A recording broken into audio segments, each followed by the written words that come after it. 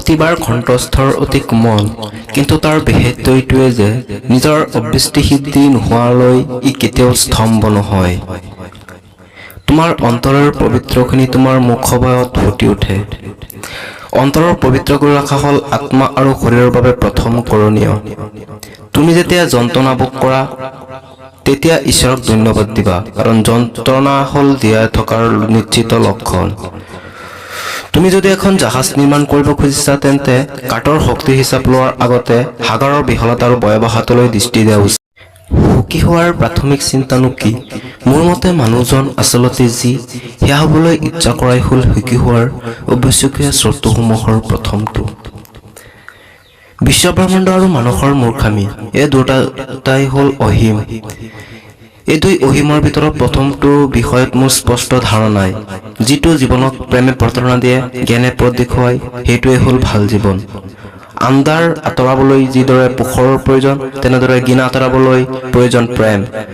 সৎ কাৰ্য সমাধা কৰা ব্যক্তিসকলৰ ফালে এবাৰ চোৱাচোন, দেখিবা তেওঁলোকে দুডাল লাখুটিৰ সহায়ত আগবাঢ়ি গৈছে। এডাল হ'ল উদ্যমী মন আৰু আনডাল হ'ল আদৰ্শ।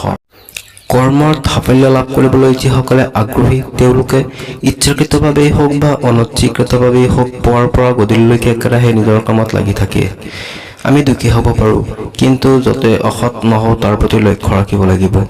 সাহসী মানুহৰ বাবে সৌভাগ্য আৰু দুৰ্ভাগ্য, তেওঁ সোঁহাত আৰু বাওঁহাত মাত্ৰ। নিজৰ সুবিধাৰ বাবে তেওঁ দুয়োকে সমানে ব্যৱহাৰ কৰে। যি জাতিৰ সাহিত্য নাই, সেই জাতি জীয়াই থাকিও মৰাৰ দৰে। অন্য মানুহে খাবলৈ জীয়াই থাকে, আনহাতে মই জীয়াই থাকিবলৈ খাওঁ। আমি গোটোৱা সকলোবোৰ সম্পত্তিৰ ভিতৰত জ্ঞান মাথো অবিনাশী। কম কথা কোৱা, বেছি কাম কৰা মানুহে সফলতা লাভ কৰিব পাৰে। আদৰ্শ মানুহ সেইজনে যিজন অন্যৰ উপকাৰ কৰি আনন্দ পায় আৰু আনৰ পৰা উপকাৰ গ্ৰহণ কৰিব লাগিলে লজ্জিত হয়। নিজৰ মাতৃক অৱহেলা কৰি দেশ মাতৃক সেৱা কৰাৰ জ্যেষ্ঠ বন্দামী মাথোন। ভুলকৈ জনাতকৈ একো নজনাই ভাল।